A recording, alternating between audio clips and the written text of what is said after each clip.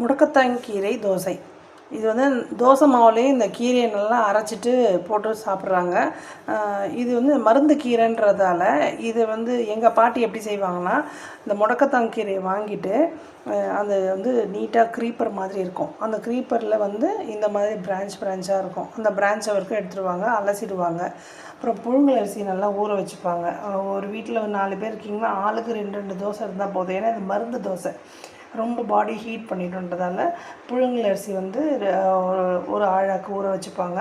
So அதுக்கப்புறமா வந்து 2 பல் பூண்டு, அப்புறம் வந்து 1 ஸ்பூன் மிளகு, அப்புறம் 1 ஸ்பூன் ஜீரகம், அப்புறம் தேவையான அளவு உப்பு எல்லாமே மிக்ஸி ஜாரில் போட்டு நல்லா அரைச்சிடுவாங்க.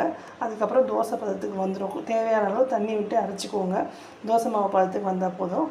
அதுக்கப்புறமா நீங்கள் தோசை தவாவில் தோசை ஊற்றி நல்லெண்ணெய் போட்டு சாப்பிடுங்க. ரொம்ப நல்லது. வாரத்துக்கு ஒரு தடவை எடுத்துக்கிட்டாலே நல்லது தான். இது ஒருத்தர் 2 தோசை சாப்பிட்டா நல்லது. ஏன்னா இது மருந்து தோசைன்றதால அதிகமாக சாப்பிட்டா ஓவர் ஹீட் ஆகிடும் பாடி. முடக்கத்தான் கீரை வந்து முட்டி வலிக்கு ரொம்ப நல்லதுன்னு சொல்கிறாங்க. எலும்பு சம்மந்தப்பட்ட வலிக்கும் நல்லதுன்னு சொல்கிறாங்க. சளி பிரச்சனைக்கும் ரொம்ப நல்லதுன்னு சொல்கிறாங்க.